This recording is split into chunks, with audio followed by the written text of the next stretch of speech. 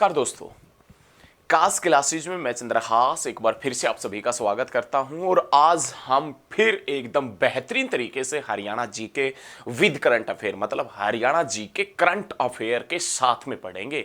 एकदम बेहतरीन तरीके से हरियाणा जी के पढ़ेंगे। सबसे शानदार, सबसे सटीक जानकारी, सबसे बेहतरीन तरीके की जो हरियाणा जी के पढ़ेंगे ना, वो हम कास क्लासेज के यूट्यूब चैनल के ऊपर पढ़ेंगे। आप मेरे चैनल के ऊपर नए हो ना, नए हो तो दिल थाम के बैठे रहो। आप मेरे चैनल के ऊपर नए हो तो दिल थाम के बैठे रहो, क्योंकि आज वाली वीडियो बेहद खतरनाक होने वाली है। चैनल के ऊपर नए हो तो चैनल को भी सब्सक्राइब कर लो, ताकि जब भी लेटेस्ट वीडियो आए सबसे पहले आप तक पहुंच सके। आज का हमारा पहला क्वेश्चन है दोस्तों, हरियाणा के हनुमान चट्टी में हनुमान गंगा का मिलन किस नदी में होता है?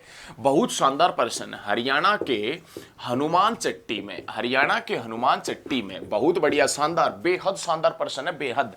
हनुमान चट्टी में हनुमान गंगा का मिलन कौन सी नदी में होता है? हनुमान गंगा का मिलन कौन सी नदी के अंदर होता है? हरियाणा के हनुमान चट्टी नामक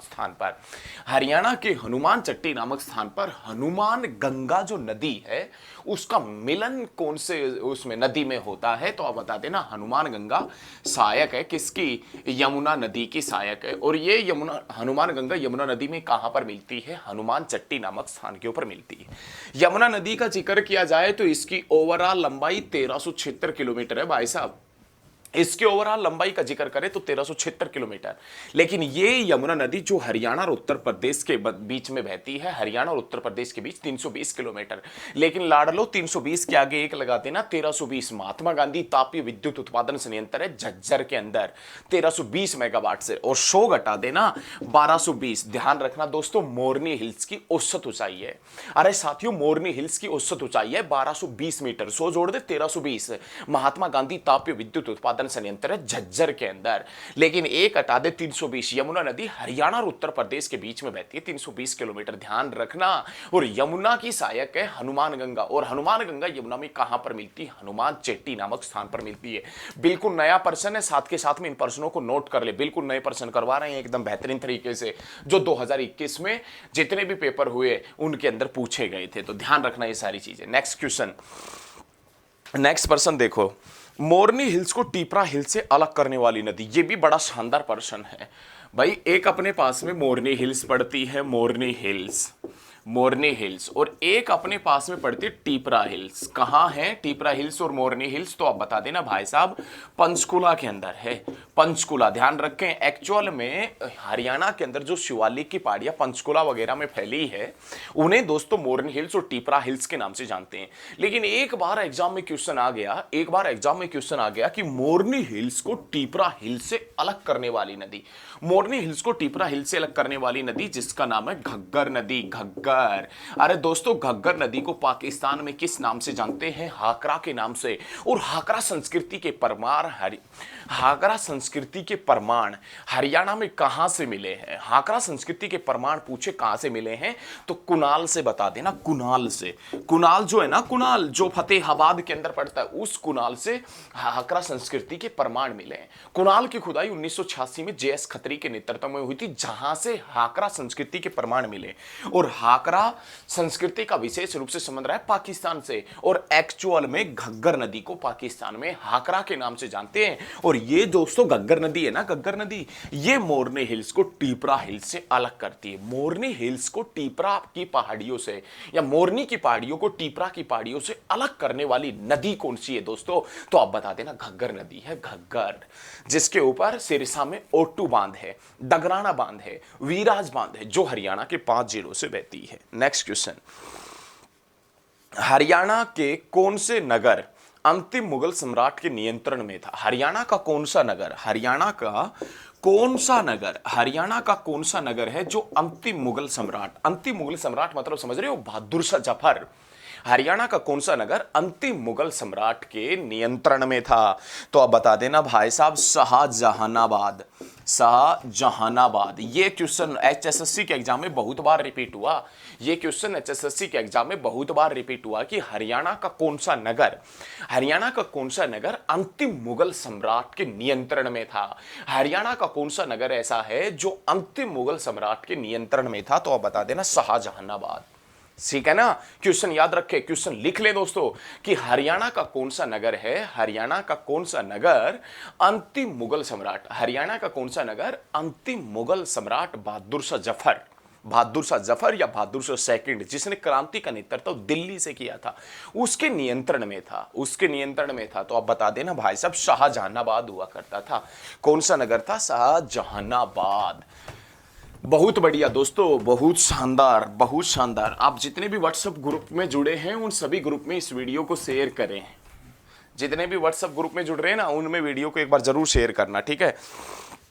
हरियाणा में वर्षा ऋतु के स्वागत के लिए कौन सा त्योहार मनाया जाता है? हरियाणा में वर्षा ऋतु के स्वागत के लिए, बहुत शानदार, हरियाणा में वर्षा ऋतु के स्वागत के लिए कौन सा त्योहार मनाया जाता है? भाई स्वागत करना है तो कौन सा त्योहार मनाएंगे? तीज का त्योहार। बहुत बार एचएसएससी ने पूछा, बहुत बार लाडलो। अरे दोस्तों, बहुत बार ये क्वेश्चन आया है कि वर्षा ऋतु के स्वागत के लिए हरियाणा में कौन सा त्योहार मनाया जाता है? तो तीज का त्योहार, ठीक है ना। तीज का त्योहार वर्षा ऋतु के स्वागत के लिए हरियाणा में मनाया जाता है। ये बहुत शानदार प्रश्न है, बेहद शानदार प्रश्न है। कौन सा त्योहार वर्षा ऋतु के स्वागत के लिए मनाया जाता है? तो तीज का त्योहार। बहुत बढ़िया। नेक्स्ट क्वेश्चन, हरियाणा में किस त्योहार पर पतंग उड़ाना मुख्य कार्य है? हरियाणा में किस त्योहार पर, हरियाणा में किस त्योहार पर पतंग उड़ाना मुख्य कार्य है? मुख्य कार्य, पतंग उड़ाना मुख्य कार्य है। तो आप बता देना दोस्तों, बसंत पंचमी। बसंत पंचमी। हरियाणा में पतंग उड़ाना किस त्योहार पर मुख्य कार्य होता है? हरियाणा में पतंग उड़ाना किस त्योहार के ऊपर मुख्य कार्य होता है? बसंत पंचमी। बसंत पंचमी। भाई साहब, गांवों के अंदर तो पतंग उड़ाते हैं, लेकिन उससे ज्यादा, गांवों से ज्यादा, काफी ज्यादा शहरों के अंदर होती है ना। गांवों के अंदर तो ये कार्य बचपन में किया जाता था। अब गांवों का बचपन खत्म हो गया। अब गांव में लोग स्मार्ट उत्पन्न होने लग गए ना, आधुनिक भारत में जन्म लेते हैं, मोबाइल वगैरह के पीछे छोटे बच्चे पड़े रहते, पतंग कहाँ से उड़ाएंगे। लेकिन कुछ मात्रा में पतंग उड़ते हैं, लेकिन गांवों की तुलना में पतंग शहरों में ज्यादा उड़ते हैं। अब गांव में जनसंख्या भी कम है तो पतंग भी हमें कम दिखते हैं। शहरों के अंदर पॉपुलेशन ज्यादा है तो पतंग भी हमें उसी के अकॉर्डिंग ज्यादा दिखते हैं। पतंग को आपस में काटते भी हैं, और पतंग का जो मांझा वगैरह होता है, मतलब जो रील होती है, उस रील वो काफी घातक होती है। प्रत्येक साल ऐसा सुनने में आता है कि रील से गर्दन कट गई, या रील से ये हो गया, ये हो गया। तो हालांकि सरकार ने कुछ मांझे वगैरह जो चाइनीज मांझे होते हैं उनके ऊपर बैन भी लगा रखा है। लेकिन आप दोस्तों ध्यान रखिएगा, कौन सा त्योहार है जिसका मुख्य कार्य, जिस पर मुख्य कार्य पतंग उड़ाना होता है? पतंग काटते भी हैं, फिर पतंग को चुराते भी थे। अब नहीं चुराते, अब तो चलो कोई बात नहीं, नहीं जोड़ो भाई साहब, कट गई तो कट गई। लेकिन ऐसे ही पतंग एक लूट रहा था। सुल्तान जो मूवी थी ना, सुल्तान मूवी आई थी जिसमें सलमान खान हरियाणवी खिलाड़ी का किरदार निभा रहे थे, उसमें भी सलमान खान भाई साहब पतंग वतंग लूट रहे थे। उसकी जब कोच उसका प्रैक्टिस करवा रहा था ना, तो उनको ये पता था कि सलमान खान जैसे ही पतंग कटेगी उसके पीछे भागेगा, तो प्रैक्टिस करवाने के लिए पतंग को कटवाते थे, ये पतंग को लूटता था। काफी मात्रा में इसने अभ्यास किए थे। कोई बात नहीं। सुल्तान फिल्म के बारे में क्वेश्चन यही पूछा जाएगा कि सुल्तान फिल्म में हरियाणवी खिलाड़ी का किरदार किसने निभाया था? तो आप बता देना, सुल्तान फिल्म में हरियाणवी खिलाड़ी का किरदार निभाया था सलमान खान ने। नेक्स्ट पर्सन, जूही चावला को मिस इंडिया का किताब कब मिला? भाई जूही चावला, बहुत शानदार प्रश्न है ये, तो प्रश्न बहुत शानदार है दोस्तों। जूही चावला का संबंध कहां से रहा है? तो आप बता देना, अंबाला से। कौन से क्षेत्र से है? अभिनय के क्षेत्र से। जूही चावला जिसका संबंध कहां से है दोस्तों? अंबाला से। और इस जूही चावला को मिस इंडिया का अवार्ड, मिस इंडिया या मिस इंडिया कब चुनी गई थी, या मिस इंडिया का किताब कब मिला था दोस्तों? 1984 के अंदर। ध्यान रखना, जूही चावला को मिस इंडिया के रूप में कब चुना गया था? 1984 में चुना गया था। 1984 में कुरुक्षेत्र का एक शाहबाद कस्बा पड़ता है, उस शाहबाद कस्बे में चीनी मिल बनी थी 1984 में। 1984 के अंदर शाहबाद चीनी मिल बनी थी। शाहबाद जो मारकंडा नदी के ऊपर है, मारकंडा जिसका दूसरा नाम अरुणा है, मारकंडा जो सरस्वती की सहायक है, और सरस्वती जो हरियाणा की सबसे पुरानी और सबसे पवित्र नदी है, जिसके किनारे महर्षि वेदव्यास ने महाभारत की रचना की थी। नेक्स्ट क्वेश्चन, बहुत बढ़िया। नागफनी और रसदार वृक्षों की संकटग्रस्त प्रजातियों को बचाने के लिए एशिया का सबसे बड़ा बगीचा कहां स्थित है? नागफनी, देखो नागफनी क्वेश्चन लिख लो, नागफनी व रसदार, नागफनी व रसदार वृक्षों की संकटग्रस्त, नागफनी व रसदार वृक्षों की संकटग्रस्त प्रजातियों को बचाने के लिए एशिया का सबसे बड़ा बगीचा हरियाणा में कहां स्थित है? तो नागफनी व रसदार पौधों की जो संकटग्रस्त प्रजातियां हैं उनको बचाने के लिए एशिया का सबसे बड़ा जो बगीचा है ना, वो कहां पर है? एशिया का सबसे बड़ा बगीचा कहां पर है दोस्तों? तो आप बता देना, पंचकुला के अंदर है। एशिया का सबसे बड़ा बगीचा कहां है? पंचकुला के अंदर है। बहुत ही शानदार पर्सन है, एक से एक शानदार पर्सन हम इस वीडियो के अंदर करवा रहे हैं, बहुत ही जबरदस्त तरीके से पढ़ रहे हैं। ये क्वेश्चन बड़ी मेहनत से आपके लिए लेके आए हैं, आपको ही पता है, ये किसी को नहीं पता ये पर्सन। तो साथ के साथ में इन पर्सनों को, इन क्वेश्चनों को लिखते चलें कि आप दूसरों से अलग हो जाएं, है ना।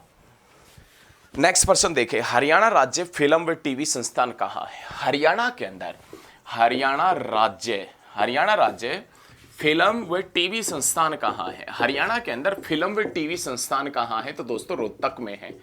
हरियाणा के अंदर फिल्म व टीवी संस्थान कहाँ है? तो रोहतक में। हरियाणा राज्य के अंदर फिल्म व टीवी संस्थान दोस्तों कहां पर पड़ता है? रोहतक में।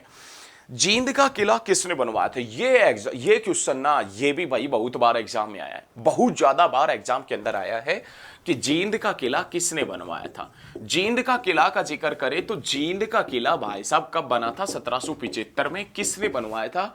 राजा गजपत सिंह ने बनवाया था। राजा गजपत सिंह ने। बहुत बार एग्जाम में क्वेश्चन आया है, एसएससी ने बहुत बार पूछा, लगातार पूछती भी है। जींद का किला किसने बनवाया था? राजा गजपत सिंह ने। कब बनवाया था? 1775 में जींद का किला बनवाया था। सो जोड़ दे 1875। आर्य समाज की नींव रखी थी स्वामी दयानंद सरस्वती ने। कहां रखी थी आर्य समाज की नींव? स्वामी दयानंद सरस्वती ने, तो मुंबई में। लेकिन हरियाणा में आर्य समाज की नींव 1880 में रखी जाती है, रेवाड़ी में रखी जाती है, ध्यान रखना। बहुत बढ़िया। एनडीआरआई करनाल से पहले कहां स्थित था? बेंगलोर में। एनडीआरआई मतलब नेशनल डेयरी जो रिसर्च इंस्टीट्यूट है, नेशनल डेयरी रिसर्च इंस्टीट्यूट है, ये करनाल से पहले कहां पर हुआ करता था? तो दोस्तों आप बता देना, बेंगलोर में हुआ करता था। और बेंगलोर में इसकी स्थापना कब हुई थी? 1923 में हुई थी। अपने पास में जो राष्ट्रीय डेयरी अनुसंधान केंद्र है, राष्ट्रीय डेयरी अनुसंधान केंद्र है, वो कहां है? तो दोस्तों आप बताएंगे करनाल में। पहले कहां था? बेंगलोर में। और कब से पहले था? 1923 से पहले ये कहां हुआ करता था? तो आप बताएंगे दोस्तों बेंगलोर के अंदर। तो प्यारे साथियों, मेरे द्वारा दी गई जानकारी आपको अच्छी लगती है ना, तो वीडियो को शेयर करना, अच्छे लगे तो ही शेयर करना, सारे स्टडी ग्रुप में शेयर करना। आज के लिए इतना ही। जय हिंद, जय हरियाणा, धन्यवाद। वीडियो को जरूर शेयर करके जाना।